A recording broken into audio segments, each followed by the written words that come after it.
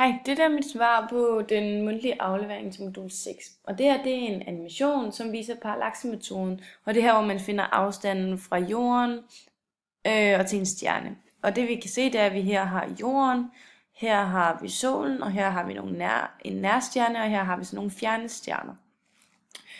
Ja, det viser, at der er nogle forskellige ting, vi kan ændre på. Hvis jeg prøver at starte med at ændre på kikkertens opløsning, så vil jeg se, hvis jeg rykker den herned, så kan jeg se her, at altså den bliver rykket ned på meget lav, så vil jeg se, at opløsningen den bliver lav, og den bliver meget sløret, hvis vi kigger her. I forhold til, hvis jeg sætter den op på meget høj, så vil jeg se, at den bliver mere skarp, og løsningen den bliver højere.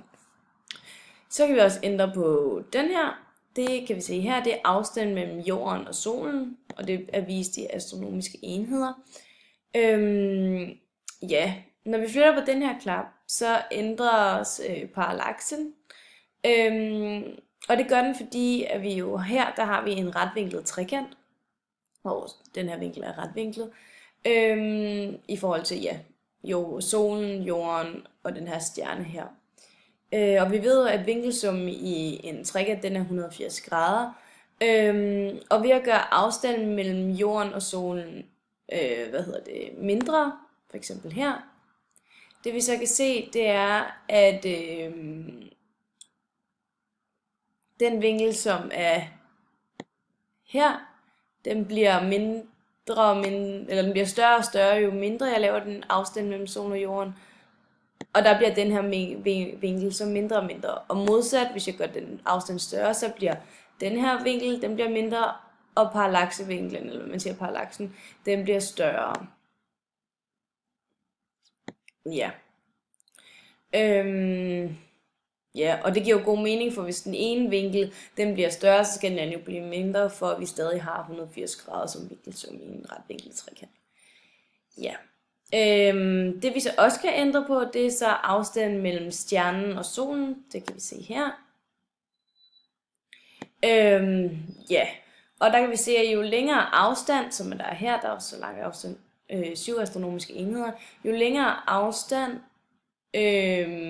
der er fra solen og til stjernen, jo mindre bliver parallaxen, altså den her vinkel, der er her, og jo større bliver den vinkel, der er her.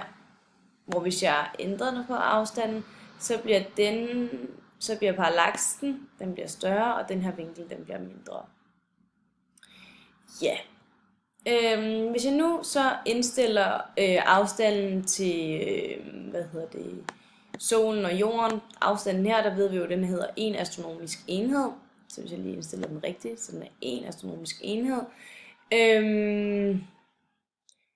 Så kan den maksimale afstand være, altså den maksimale afstand mellem solen og stjernen, den kan maksimalt være 7 astronomiske enheder. Og der skal jeg forklare, om det her det ligesom vil være ligesom i virkeligheden, om det kan give mening, de her afstande. Men der har vi jo læst, at den nærmeste stjerne til jorden, det er den her, jeg ved ikke, hvordan man siger det, men Proximax Centauri, Rio, et eller andet. Den er målt til at være cirka 4 lysår, eller 1,3 parcel væk fra solen. Og 1 parcel, det svarer til cirka de her 206.000 astronomiske enheder, og derfor de her afstande, de er jo overhovedet ikke overens med virkeligheden, da den afstand, den kan jo maks blive 7 astronomiske enheder. Og 1 parcel, det havde været de her 206.000 astronomiske enheder, og det er der også slet ikke her. Det var min svar på den mundtlige aflevering.